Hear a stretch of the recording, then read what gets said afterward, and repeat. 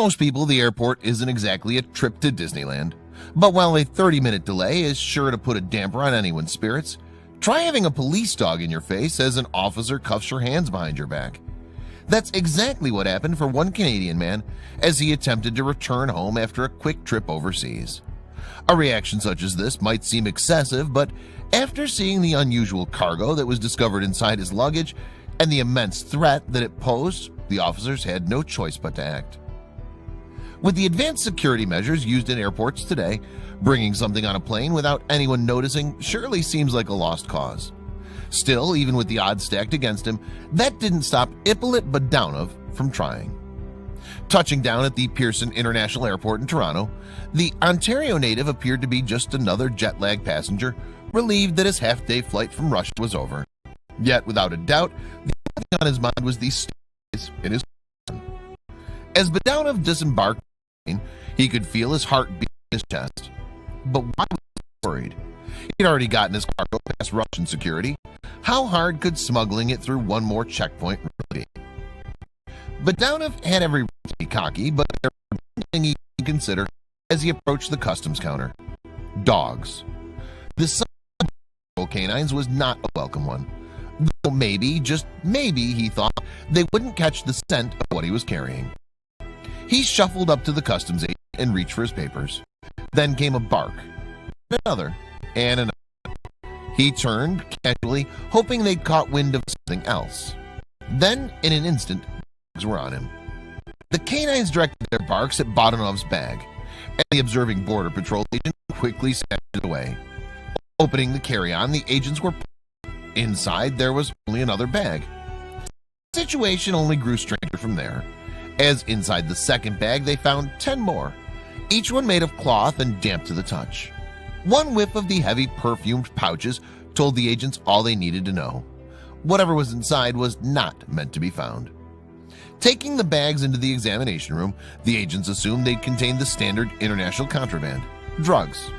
But when they finally opened the small pouches, what they found inside instantly made them regret stopping Budanov in the first place.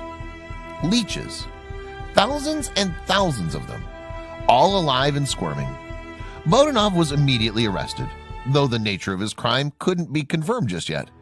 While his method of transport had certainly been suspect, the agents weren't sure these leeches were illegally imported. They looked to experts for the answer, namely those at the Royal Ontario Museum and the American Museum of Natural History. Using state-of-the-art technology, the zoologist here could analyze the leech's stomach contents to determine what species they were and whether they were caught or bred.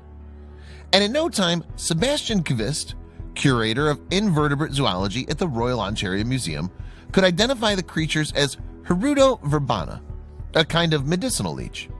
Yet, while several types of leeches are used for such purposes, this specific breed was an endangered species.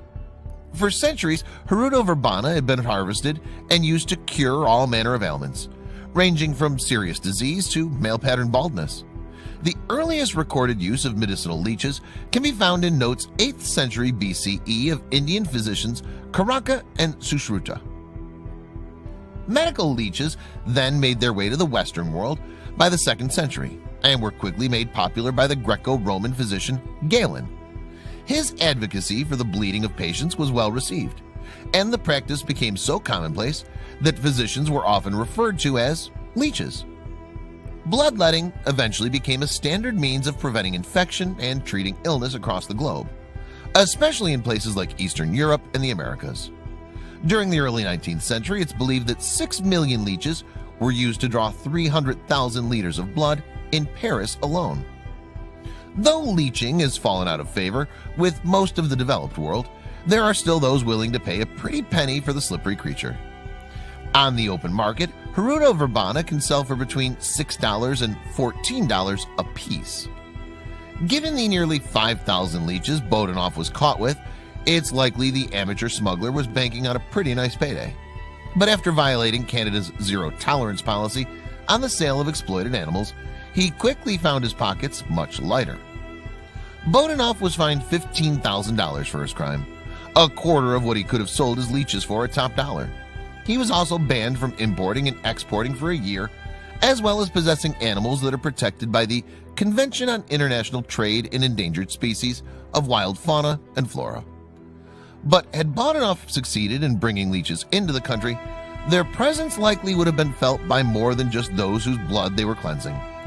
Because leeches are an invasive species, their effect on the environment can be catastrophic. A common practice among those who leech illegally is disposing of them in a nearby body of water, disrupting the natural balance of the ecosystem.